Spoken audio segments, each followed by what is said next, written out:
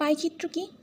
কোনো তথ্য সারির বিভিন্ন উপাদানের আনুপাতিক হারে একটি বৃত্তকে কয়েকটি অংশে বিভক্ত করে তথ্যকে উপস্থাপন করার জন্য যে নকশা ব্যবহার করা হয় তাকে পাইচিত্র বলে।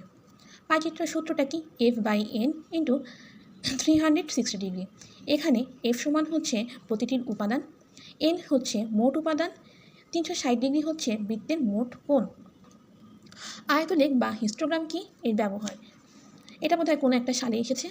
আয়তলেখ গণসংখ্যা নিবেশনের শ্রেণীসীমাকে আনুভূমিক রেখায় বা এক্স অক্ষে এবং গণসংখ্যাকে ওয়াই অক্ষ বা উলম্ব রেখায় বসিয়ে প্রতিটি শ্রেণীর জন্য একটি করে আয়তক্ষেত্র পাওয়া যায়। এভাবে প্রাপ্ত আয়তক্ষেত্রগুলোকে সমন্বিত চিত্রে প্রকাশ করাকে আয়তলেখ বলে। সাধারণত নিবেশনের চলক অবিচ্ছিন্ন হলে তাকে উপস্থাপন করতে আয়তলেখ বেশি উপযোগী হয়। কোনো শ্রেণীর গণসংখ্যা শূন্য হলে ওই শ্রেণীর জন্য কোনো আয়তক্ষেত্র পাওয়া যায় না, সেক্ষেত্রে এ শ্রেণীর জন্য নির্ধারিত স্থানটুকু ফাঁকা থাকবে। আয়তলেখের ব্যবহার, আয়তলেখ সাহায্যে অবিরত নিবেশকে উপস্থাপন করা যায়। ভূমির মধ্যবিন্দুর ভুজ দ্বারা মধ্যমার পরিমাপ নির্ণয় করা যায়।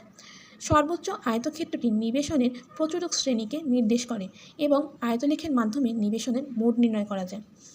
আয়তলেখ থেকে গণসংখ্যা বহুভুজ অঙ্কন করা